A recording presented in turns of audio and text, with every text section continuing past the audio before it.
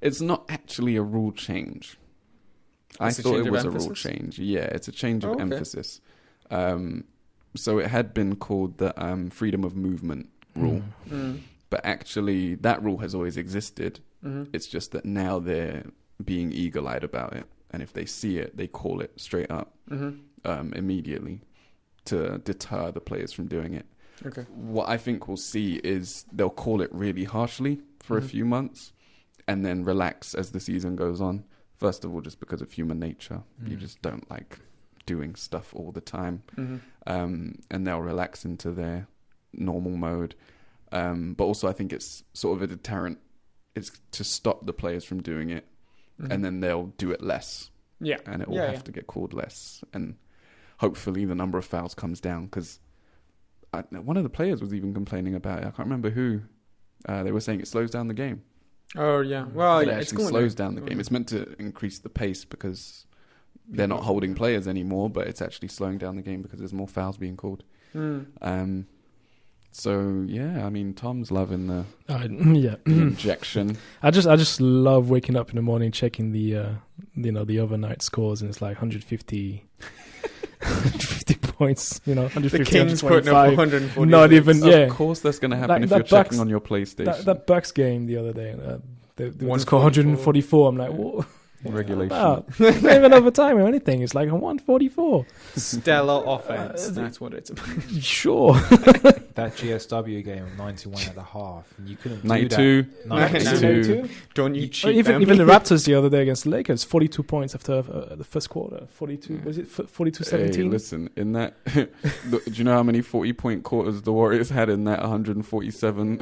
Yeah, sure. But I mean, I understand why they're doing it, but I've seen that video of Curry trying to cut, through the lane. It's like trying to cut, and then he's getting bodied by everyone. And it can be dangerous if it's not, police. Yeah, exactly. So, and I think you're not supposed to defend with your hands and grab players anyway. So they're just trying to make sure that rule is respected. Yeah. And it's like you said. I think. When they changed the rules with hand checking players talking back. Oh yeah, used to get flagrant or whatever. Yeah, you used to get chucked out. And then at the start of it was like you just looked at the ref and you got a tech and you were like, oh, fine. Now you don't barely see them anymore. Exactly. So I think it'll be the same. I agree with you. I think you'll go away after a while. Or you won't even I think that was easier to do it with though, because it's a very it's kind of separate from the basketball. It's like a response type thing. Whereas this, like, you see somebody running past you, you give them a little bump. Yeah. Like, it's more like of an instinctive thing, and it's more, it affects the actual way you're able to play basketball. Yeah. Because it's something you'd have picked up at a young age. Yeah. And you do it without even thinking about it twice. Like, you just do it. And then to change that habit, will take a lot. It'll take a while. Yeah. But I'm just I don't know. I like to think basketball is also about defending. Yeah. And they can be beauty in like seeing a team playing great defense, and I'm like, that's kind of taking away that. Tom the Matador talking about defending. But that's true. Like, have we now seen the end of a lockdown defender? Would that player no longer exist? Because we already had like maybe 3 in the whole league. And now it had already been declining. Already declining. Now we're not going to see that anymore. We won't see any more enforcers. And also in terms of talent, it never stopped the best players from scoring the basketball. So we might see lots of mediocre players getting like open looks now. And then maybe it's what the league wants, but I want to see elite. I want to see like Kevin Durant.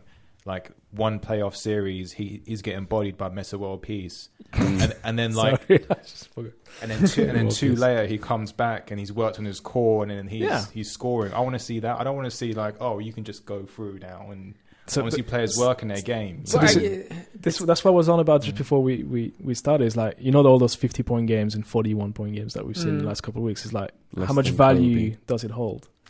Like, is it? You think it's going to be the new norm? Okay. It's like, how many times are you going to look at a highlight game and it's like suddenly it's like, oh, this guy dropped 55. But I think it might have been before last season. The number of 50-point games had declined like incredibly. If you look at a lot of this generation's players, very few of them have 50-point games. Like I was joking, well, I wasn't joking, it was a fact, that Kobe had 4 50-point games in a week. And like you can look at how many 50-point games Kobe had, how many 50-point games Jordan had, and go back through history at the great scorers and how many 50-point games they had. This generation isn't like that. They don't keep hitting the 50-point mark. Well, I remember that season where it was like 4 of the guys ended up with 30-point per game. Yeah, Allen Iverson and T-Mac, Kobe. Yeah. It was nuts. What I think that this style of basketball and rule changes like that, what it might improve is set plays. And actually, if you're not able to bump somebody off the ball, and you've got sort of things to work out, that's a really good point. Because I think, on the ball, they're still it's as it was. Yeah. There's not really a lot of change there. It's the off the ball stuff. So if you're able to create drives and stuff like that, I think that would be good.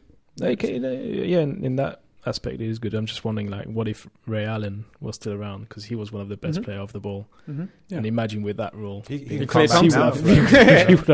come back now just for lols. Yeah, just like, let me show you. He would score 50. Yeah, he would be. Ray Allen would be unbelievable in this setup, and I think that's why Curry is doing well. Exactly, and Klay Thompson. We've got Curry, we've got Klay, we've got JJ Redick, we've got Kyle Korver. Those players are we'll see. Jamal Murray had 48 the other night. Last night, last night. 48? Yeah, 48. And that's because that team just cuts with such ferocity. Yeah. And they've got good passes. They can't be good stopped. passes. They can't be stopped. You can't, Yeah, like Nuggets, Warriors can't be stopped because they cut so well. Yeah, I never thought Mario would be a 50-point player. Near enough 50-point scorer. I think that there is going to be an adjustment on the defensive end. I think sort of like the old style of the lockdown one-on-one defender might not be as important as it used to be, because people have moved away from iso ball. So it's more about a team sort of game and being able to play help defense and stuff like that. That's why the Jazz was saying that's why they're having a bit of difficulty with the start of their season. It's like they can't defend the way they were defending last season. Yeah, and that's why they're kind of struggling. So there's they'll do well, they'll adjust, but I think it's not helping them. So well, we'll see. Stop playing dirty defense then. Get your hands off me.